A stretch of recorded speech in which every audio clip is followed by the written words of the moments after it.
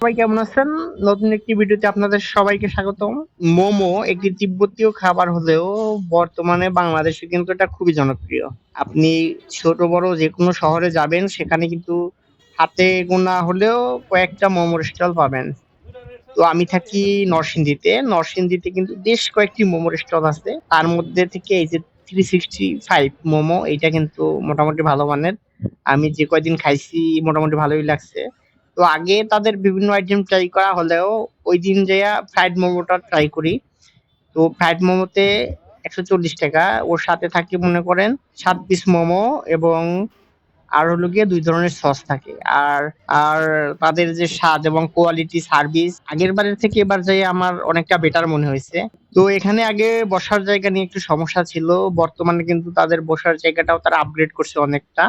আগেরবার একটু কেমন জানি মনে হইছে কিন্তু এবার কিন্তু অনেকটা বেটার, অনেকটা ভালো মনে হইছে। সার্ভিস এবং তাদের পরিবেশটাও অনেকটা আপগ্রেড করছে যেহেতু। ডেকোরেশন করছে নতুন, যদিও অনেকটা হাই-ফাই না, তাও কিন্তু ভালো করছে।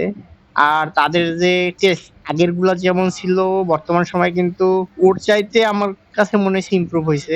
তাদের সব আইটেম গুলাই প্রায় এরকম ১৪০, ১২০, ১৪০ ই বেশি এই পর্যায়ে। তো আপনারা যারা নরসিংদী আছেন, নরসিংদীর আশেপাশে মোমো পছন্দ করেন, অবশ্যই এখান থেকে মোমো ট্রাই করতে পারেন। আশা করি নিরাশ হবেন না। তো ধন্যবাদ সবাইকে। সবাই ভালো